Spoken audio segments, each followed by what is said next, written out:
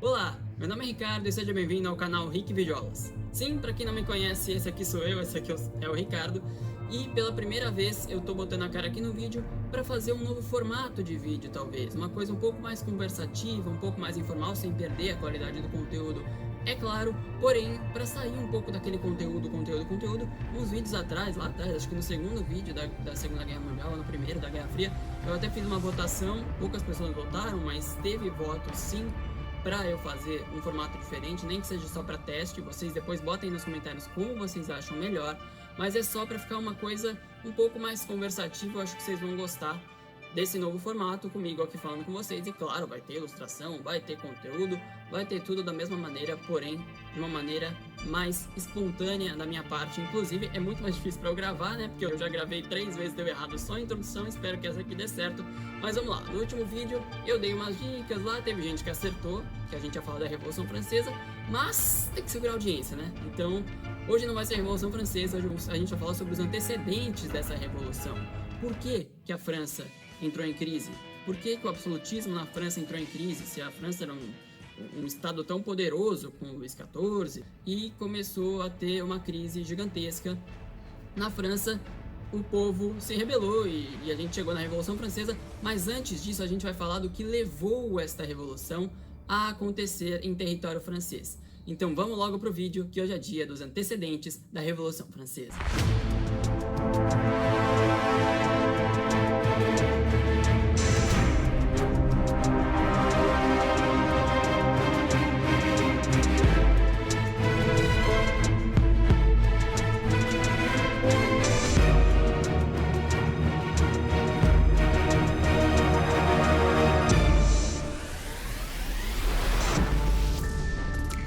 Bom, então vamos lá. Assim como vários outros estados ao redor da Europa no século XVIII e nos séculos anteriores também, a França era uma monarquia absolutista. Então, assim como a Inglaterra já tinha sido, porém naquele ponto a Inglaterra não era mais. A Inglaterra naquele ponto já era uma monarquia parlamentarista, e por isso que a Inglaterra se destacou tanto naquela época como a grande potência mundial, porque ela tinha um sistema diferente que tinha dado certo. Pós-Revolução Puritana, pós-Revolução Gloriosa, a rainha, ou o rei, começou a ser como a rainha Elizabeth é hoje. É uma figura importante, sim, às vezes se pede a opinião dela tem um certo impacto, porém não é o que decide, não é o que vai mandar no país, como se destacou, por exemplo, Henrique VIII, foi um dos reis absolutistas mais marcantes da história, certo? E a França, em 1780, assim como era Portugal, assim como era a Espanha, assim como era a Prússia, assim como era a Rússia, era ainda uma monarquia absolutista.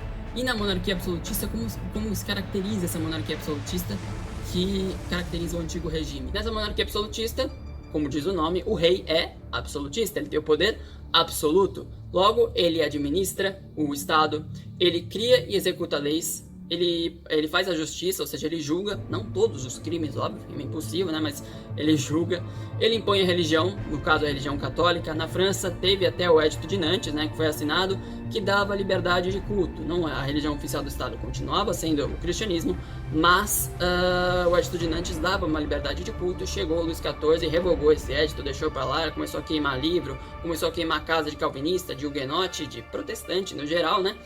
E ele revogou esse edito, daí começou a ser uma imposição religiosa gigantesca desde esse momento do governo do Luís XIV, que foi um dos reis mais marcantes da história do nosso planeta.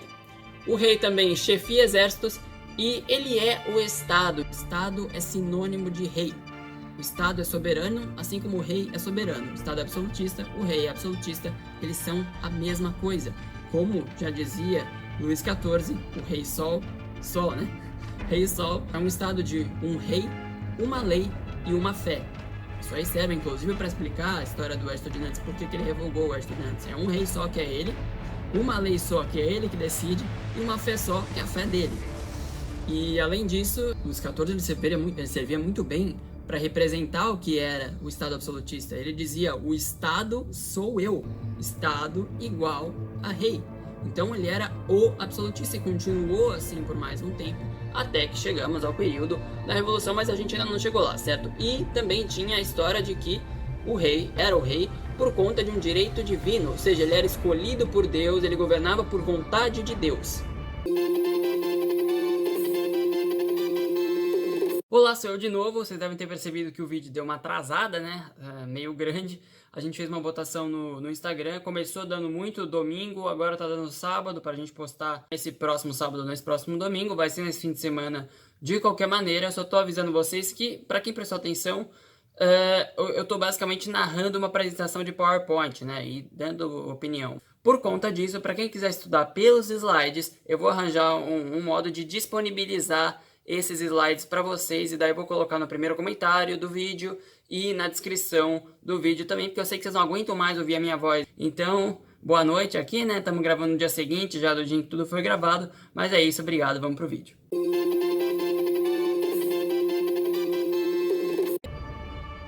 E vamos lá, esse aí era um governo do antigo regime, certo? O antigo regime naquela época estava presente na Prússia, na Rússia, em Portugal, na Espanha, na própria França, não mais na Inglaterra. O antigo regime ele tinha basicamente 4 características. Quais que eram essas 4 características? O absolutismo monárquico, que a gente acabou de explicar tudo o que o rei fazia, certo? E o mercantilismo. O que era o mercantilismo? O mercantilismo ele se baseava também em 4 aspectos básicos, assim. O mercantilismo era o acúmulo de metais preciosos, então prata, ouro, como os portugueses fizeram aqui no Brasil, uma boa analogia para você perceber o que é esse acúmulo de materiais preciosos e o que esses metais fazem. Eles enriquecem o rei, eles enriquecem o Estado. O antigo regime também, nesse mercantilismo, caracterizava-se pelo comércio e principalmente pelo pacto colonial. O que é o pacto colonial? Vou botar uma imagem aí para vocês, mais ou menos. Tem a colônia e tem a metrópole. Vamos pensar, mais fácil para a gente entender, Brasil e Portugal. Portugal compra matéria-prima do Brasil, compra cana-de-açúcar, por exemplo. Os escravos produziram lá a cana-de-açúcar nos latifúndios, certo? E essa mercadoria foi vendida a preços baixíssimos para Portugal. Esse produto é manufaturado em Portugal, ele vira, por exemplo, um doce. Um doce que vai cana-de-açúcar nesse processo. E este mesmo produto é revendido para o Brasil a preços altíssimos. E é óbvio que nesse caso quem vai ter todo o lucro é a metrópole, porque um lugar vende barato para o outro, que processa esse alimento e vende de volta, alimento no exemplo, e vende de volta por preços muito mais altos. É claro que quem vai lucrar é a metrópole, e era exatamente essa a ideia. Também no mercantilismo, o mercantilismo caracterizava-se por uma exploração comercial e manufatureira. E também tinha a ideia de que o Estado e o rei, ele era intervencionista, que é o contrário do que vai pregar o liberalismo, que a gente vai ver daqui a pouco. Intervencionista e, como consequência, protecionista. Claro, hoje em dia a gente ainda vê medidas protecionistas e intervencionistas, mas é uma coisa menos direta, né? Aquilo lá era tudo, era uma mão pesada. A gente vai ver daqui a pouco a diferença de mão pesada para mão leve, mão invisível, e tudo isso, todos esses elementos do mercantilismo buscavam o quê? A balança comercial favorável.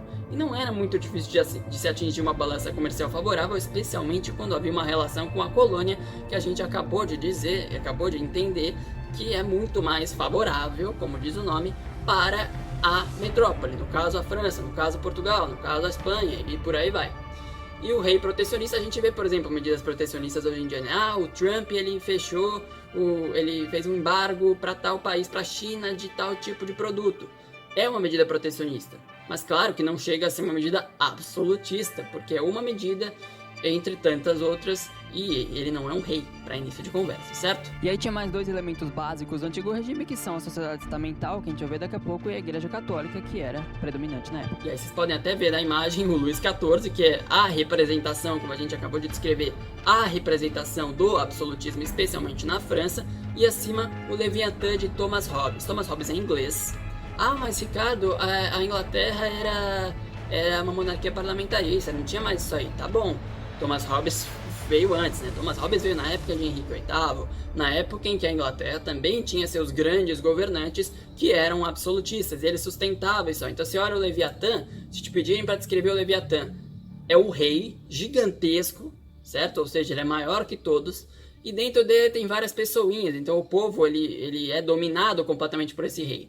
Numa mão ele leva a espada, que é o poder de guerra, o poder temporal, e na outra mão desse Leviatã tem o cetro, que representa o poder religioso. Por quê? Porque na Inglaterra, Henrique VIII, ele criou a religião dele, que era a religião anglicana, basicamente, para ele poder se livrar da igreja católica que estava no pé dele. E daí, esse é o ato de supremacia dele, e por isso que o Thomas Hobbes representa tanto o poder de guerra como o poder impositor para cima da sociedade, né? Porque todos estão subordinados a ele, e do outro lado o poder religioso. Mas isso aí é um caso que acontece mais na Inglaterra, mas serve muito para representar o que era o absolutismo na sociedade europeia da época. Se você está assistindo aí e ainda não for inscrito no canal, eu te peço para que, por favor, se inscreva. Aí embaixo tem o botãozinho vermelho, inscreva-se. Se tiver vermelho, você clica, ficou branco, inscrito. Você, inscrito é difícil de falar, hein?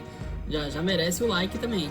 Você já está inscrito no canal, dá o like também, que é o joinha pra cima. Se não gostou, pode dar o joinha pra baixo, mas esse vídeo deu muito trabalho, muito mais trabalho do que os outros que eu fiz. Mas esse aqui deu bastante trabalho, os próximos vão dar mais ainda, porque a gente vai tratar realmente da Revolução Francesa. E eu preciso agradecer a professora Jaqueline, que é a minha professora de história. Então vão ter poucas fontes no final do vídeo. Normalmente eu ponho bastante fonte, né? Só que a fonte é toda ela, é toda a aula de história que a gente teve, principalmente no primeiro semestre desse ano de 2020. E eu preciso agradecer a Jaqueline Lourenço, nossa professora de história. Muito obrigado, inscreva-se no canal, dê o like, se gostou também comenta alguma coisa, compartilhe com seu amigo que gosta de história, de geopolítica, que só gosta de Revolução Francesa, de guerras, de tudo isso que está envolvido, e inscreva-se no Rick de Aulas. E surge então, fazendo com um contraponto a este absolutismo, surgem novas ideias políticas e econômicas. Vamos começar com as ideias políticas, que surgiram muito na mão de teóricos do iluminismo principalmente. E a ideia de Estado Liberal Democrático. O que seria o Estado Liberal Democrático? Como diz o nome, esse Estado ele pregaria uma liberdade, e é uma liberdade em diferentes áreas. A liberdade política, de participação, especialmente para os burgueses, porque você pensa, burguês tem dinheiro, isso é até meme, isso aí é um burguês safado, mas isso aí é uma representação que fazia sentido no quesito financeiro, porém no quesito político, a burguesia não tinha espaço, zero espaço. Com exceção da nobreza togada, por exemplo, que é o burguês que vai lá e ele compra a nobreza dele, mas não é a mesma coisa e são casos muito mais raros dentro de um contexto muito maior. Então essa é a liberdade política, certo? Aí temos a liberdade econômica, neste Estado Liberal Democrático, liberdade econômica que não tinha no absolutismo, religiosa, que pregava um Estado laico. Mas antes do Luís XIV revogar o Estatuto de Nantes, tinha liberdade. Tinha, mas não era. Primeiro que a pessoa não era bem vista. E segundo que não era um Estado laico. O Estado era católico. Tinha liberdade de culto até, mas o Estado era católico. O que o liberalismo prega é um Estado laico, um Estado sem religião específica, até para não acontecer o que aconteceu muito na época de Luís XIV, que era a perseguição aos calvinistas, por exemplo, que eram protestantes. Aí temos também a liberdade de opinião e de expressão, que surgia até de certo modo já com as charges. A gente vai ver daqui a pouco charges que circularam na época, criticando o rei, criticando o absolutismo, criticando nobreza, clero e tal, a gente vai ver daqui a pouco. Aí temos, nas palavras, na caneta de Jean-Jacques Rousseau, a ideia de que o Estado é igual ao povo. Isso é um contraponto gigantesco para cima do absolutismo, porque no absolutismo o Estado é igual ao quê? Ao quê? É igual ao rei, certo? É igual ao rei. E aqui é o contrário. Se no absolutismo o rei é soberano, o Estado é igual a ele, a riqueza vai para o rei, aqui é o contrário. Aqui o Rousseau prega que o Estado ele tem que ser igual ao povo e o povo tem que ser soberano, e as decisões têm que ser tomadas com base na vontade geral, na vontade do povo. Essa é a ideia de Rousseau. Além de Rousseau, temos outros teóricos da época, teóricos iluministas, que são, por exemplo, Voltaire. Esse nem era o nome dele, né? Mas Voltaire é como ele ficou conhecido. E ele pregava a liberdade religiosa, que a gente já vê mais no que a gente falou agora há pouco de Estado laico. Outro teórico da época era Montesquieu, que pregava uma coisa que a gente vê aplicada no Brasil hoje em dia e em vários outros países deste mundo em que vivemos, certo? Que era a tripartição de poderes. se no absolutismo a gente tinha um poder, né, que era o rei, a gente teria a tripartição de poderes com judiciário, legislativo e executivo. Então, assim como temos hoje no Brasil, foi uma ideia que surgiu com Montesquieu naquela época ainda.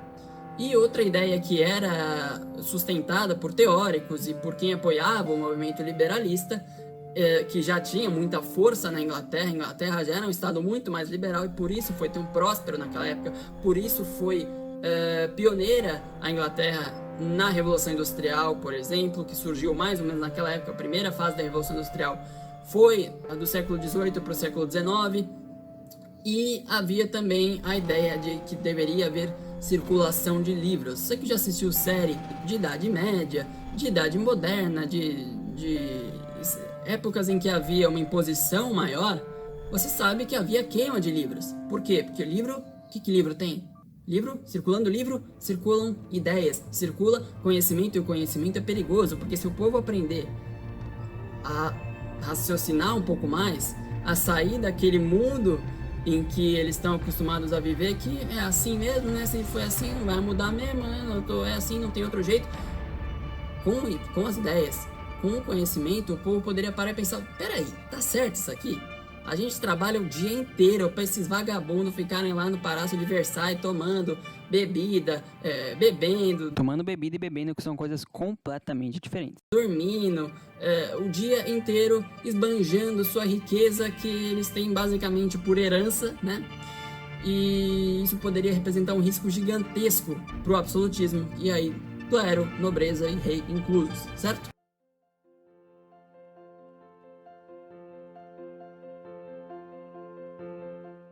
Só eu optei em dividir o vídeo por 2, eu achei que vai facilitar um pouco para quem for assistir, porque seria um vídeo de 30 minutos e ia ficar muito grande. Então termina essa primeira parte agora e na semana que vem a gente faz a segunda parte. Muito obrigado por assistir, inscreva-se, dê o like, comente, espere até semana que vem que sai o próximo vídeo, porque como eu disse, a gente tem que manter a audiência aqui, né? Na semana que vem a gente vai falar sobre as novas ideias econômicas, então o liberalismo principalmente, as charges que circulavam na época contra o governo, e também vamos falar sobre os estamentos, como é que era a sociedade francesa no século XVIII. Então é isso, muito obrigado, valeu!